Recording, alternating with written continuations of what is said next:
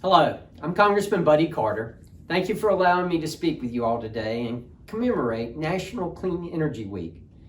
Energy security is national security. I think we all agree with that. When Russia invaded Ukraine, it sent shockwaves through the world's oil supply. We saw these impacts here at home. Shortly before the invasion, the U.S. had increased our consumption of Russian oil by 22,000 gallons. The result? Our energy sector sunk to all-time lows, and we saw energy prices reach record highs that we still have not recovered from. This illustrated for the United States in no uncertain terms that the world is safer when we unleash our domestic energy resources and maintain our energy independence. As co-chair of the Roosevelt Conservation Caucus, as a member of both the Select Committee on the Climate and Conservative Climate Caucus, as well as the U.S. representative for all of Georgia's beautiful coastline, I understand the importance of implementing clean energy strategies that will preserve our planet for future generations. I say it all the time, no one loves the environment more than South Georgians. From hunting and fishing to our robust agriculture and forestry industries, you'd be hard-pressed to find anyone in the Peach State that does not believe that conserving and protecting our environment is a priority. I want to maintain these economic drivers and beloved pastimes for generations to come. I also understand that Americans' environmental woes don't operate in a vacuum. We could reach net zero emissions here in the U.S. and global emissions would still continue to rise. In fact, the United States has already reduced our emissions more than the next 12 countries combined, yet the climate is still an international concern. That's why it's crucial that when U.S. policymakers and innovators discuss the issue of climate change, we look at it through global lens, considering how our actions and policies impact people in other nations and vice versa. When we do that, one thing becomes abundantly clear. A green energy future requires more energy production in the U.S., not less. We have the cleanest natural gas in the world. When other nations purchase more of our natural gas, we see a drop in global emissions. That's just a fact. But it's not just the United States natural gas industry that we must invest in.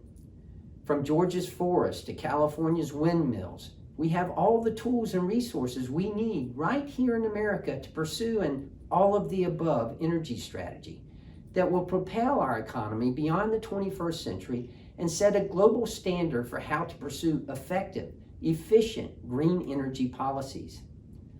I'm going to let you in on a little secret.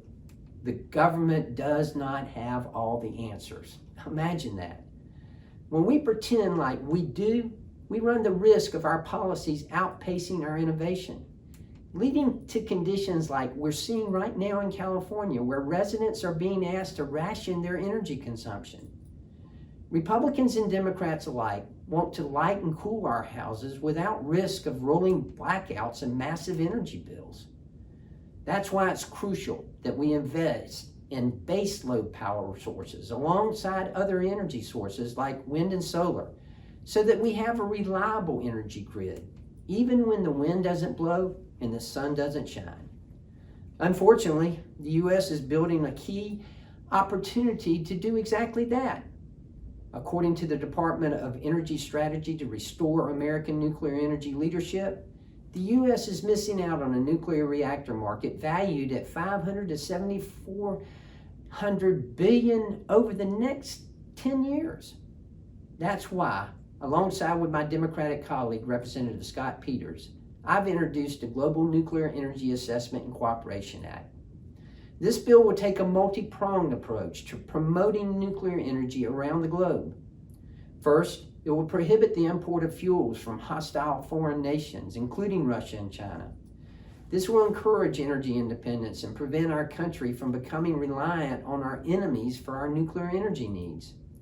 Second, it will introduce a program, the International Nuclear Reactor Export and Innovation Brand, at the Nuclear Regulatory Commission to focus our international nuclear efforts, including trading and sharing expertise with our allies. This will inspire coordination, research, and development for the U.S. and our allies, so we can create a safe and a secure world. If we think of energy security as an investment portfolio, nuclear is the 401k, low risk, high reward, and almost guaranteed to be there when you need it. We must make it easier to pursue not just nuclear projects, but all clean energy initiatives through permitting reform and cutting unnecessary regulations. That's how we begin to secure a safe, reliable energy future for the United States of America and democracies across the globe. It's proven that free economies produce fewer emissions than less free economies. America is already an environmental leader, and if we deploy an all-of-the-above type energy strategy that prioritizes not just energy security, but energy dominance, the entire world would be better off. I'll leave you with this. Conservation is conservative and must band together to protect our health and environment. Thank you.